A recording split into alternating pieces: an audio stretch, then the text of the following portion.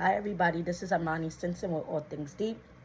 So I wanted to share that a message. When I first got out of my toxic relationship in 2021, I felt like I was a victim. I felt like I was a victim to my circumstances. I felt like life had, shook my core. I felt like life was against me. I did not understand why this was happening to me, right?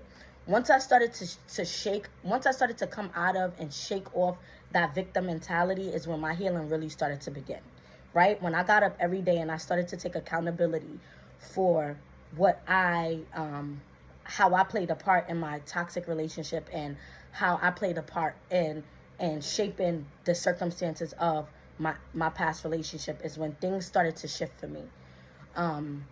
Some of the things that I did was I went to therapy, right? Therapy not only allowed me to have a place to be vulnerable, but it allowed me to really honor the feelings that I was feeling because I didn't know how to feel. I just knew how to keep going, and I just knew what it was like to keep being quote unquote strong. When in reality, strength is built on resilience, but resilience is built on feeling.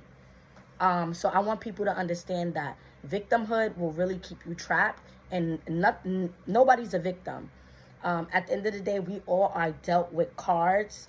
And I say this with so much empathy and humbleness. We're all dealt with cards, a deck of cards, and nobody is here to tell you what's in that deck, right?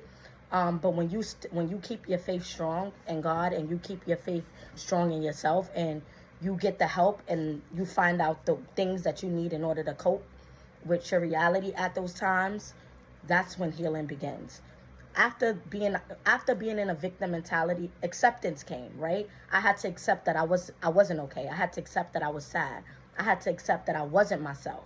I didn't even know myself at that time.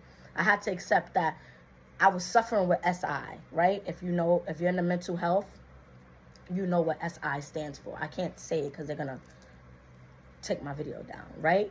But my point is I had to learn how to grow in a season of despair and hopelessness. I had to ask for help. I had to lower my guards. I had to really get to the bottom of what was really taking place on a soulful core level.